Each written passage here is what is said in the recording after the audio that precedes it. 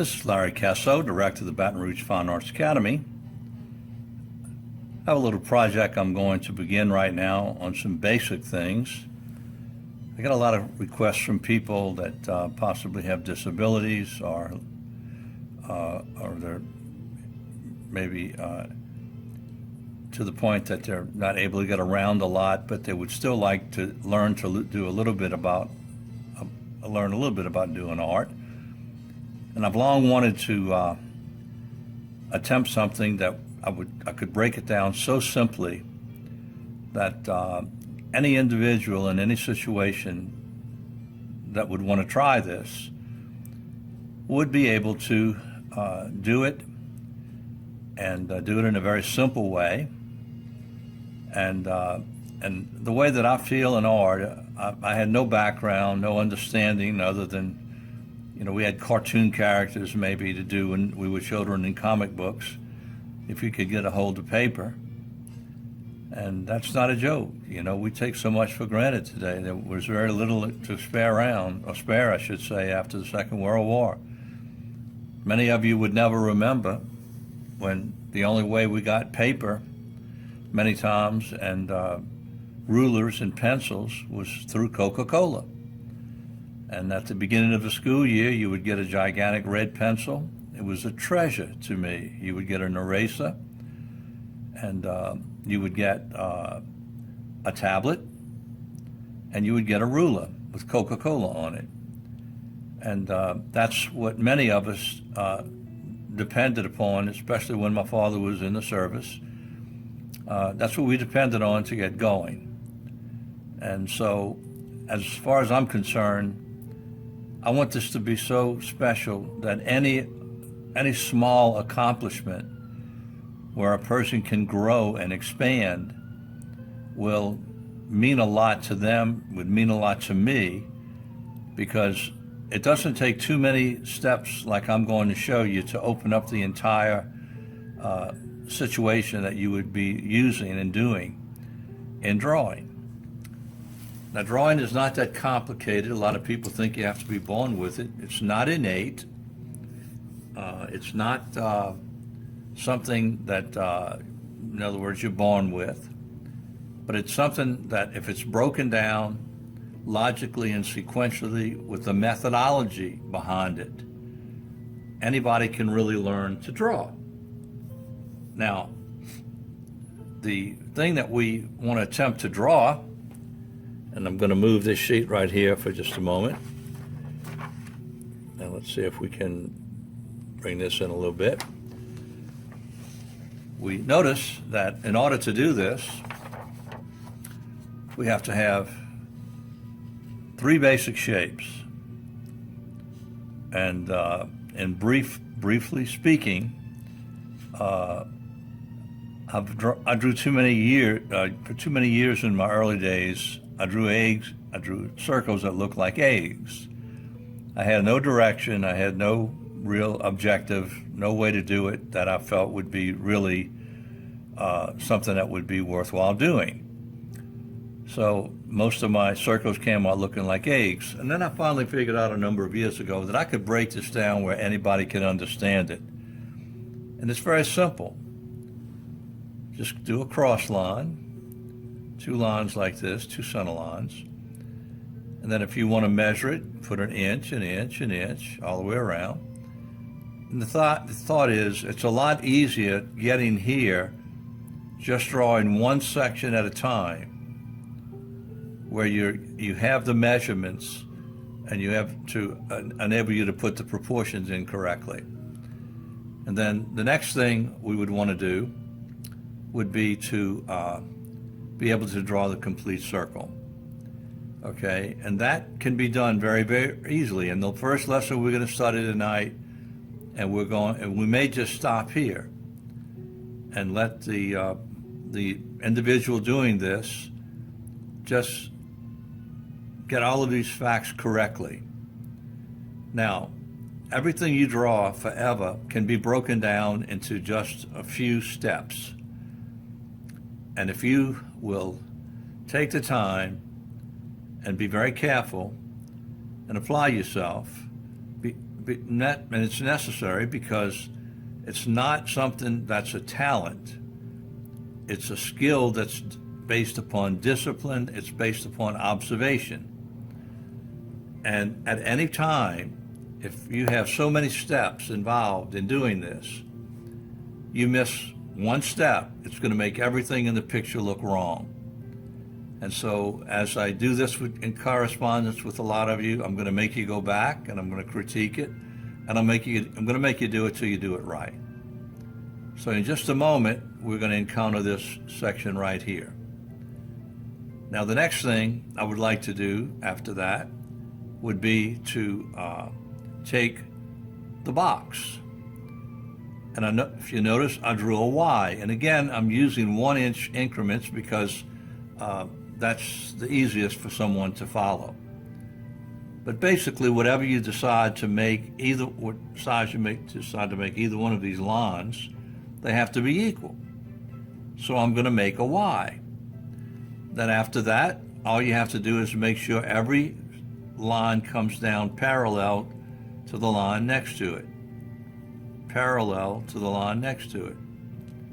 Parallel to the line next to it, next to it, next to it, next to it. And it will prevent you from doing this thing where you go way out here and come back and have a lot of confusion. And we'll do that in lesson 2 until we finish the box. And then lastly, we're going to do a lesson where we're going to actually take this object and we're going to draw a line across the bottom, let's say 2 inches, divide it in half, make it 2 inches tall, and then all you have to do is project all the lines down to where these points are, and then you're going to get a perfect triangle. And that's really it. I've taught over 20,000 people art.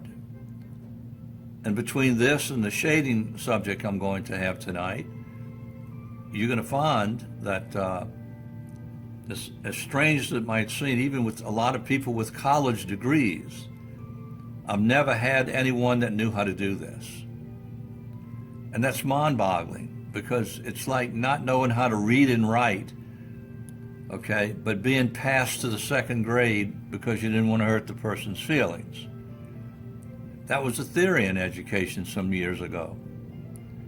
And I've seen too many people that went through grade school, high school, and get in corporate life that I work with that could not read and write, if you can imagine it. And what a tragedy, because someone didn't take the time to show them each step correctly and insist on doing it correctly and going through all the disciplines necessary to do it. So the basic things we want to do are these, and this is the one that we're going to start with right now.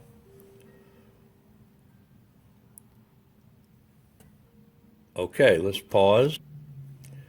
Now, let's go back to our drawing, and we're going to look at the object once again, and this is a little experimenting with this part of doing the actual drawing itself. And let's take this up now. And what I would like to do is, first of all, let's learn how to draw the circle. And then after we do the circle, then we're going to make an apple out of it. Okay, so we're going to come over here like this just to make sure we have everything kind of give it a perimeter. So I'm just drawing a few little lines on the outside that you can't see. Okay, so we're going to take this like this. And the first thing I'm going to do, I'm going to go somewhat around the middle of the page, like this. Okay, now I'm going to naturally go up a little bit bigger. And so I will show you how you can do this a lot easier. You can, I do it freehand, but at starting out, you might want to spend a little bit more time and learn to do it correctly. Okay, now, before I do anything else, I'm going to move the center line back into the middle of the page, maybe up a little bit. Okay, now, I'm going to go like this. Okay, and I'm going to take my ruler, and I'm going to draw it down. And I'll make it about this large right here. And in fact, let's just zoom in a little bit more on this. Okay, that's too big. Just for the drawing part, okay? Now it makes it a little easier for you to see, and it's not necessary. We'll even bring it in a little bit further down than that. Okay, now let's draw the line this way. Okay, and let me put this paper from moving around here. I'm going to pause it just a second. Now there's a lot to do when you're your own director, and every aspect of this is just a reminder of remembering things. So let's draw this line across here like this. Now I think you can see that well enough on the paper. Let's move that back. Now, a way to check yourself on this, let's say I decided that I want to come here and I'm going to make this large. Okay? So what does that mean? I made it this large here, and I'm going to come like that. And then I'm going to come over here on this side, and I'm going to draw a little line here, and I'm going to move it back. Okay, now I've got equal dimensions on both sides of this. You see? Now notice how I did that. I drew center line this way, then I arbitrarily picked a width, and remember, proportions, relationships, balance, symmetry, this is what we're learning.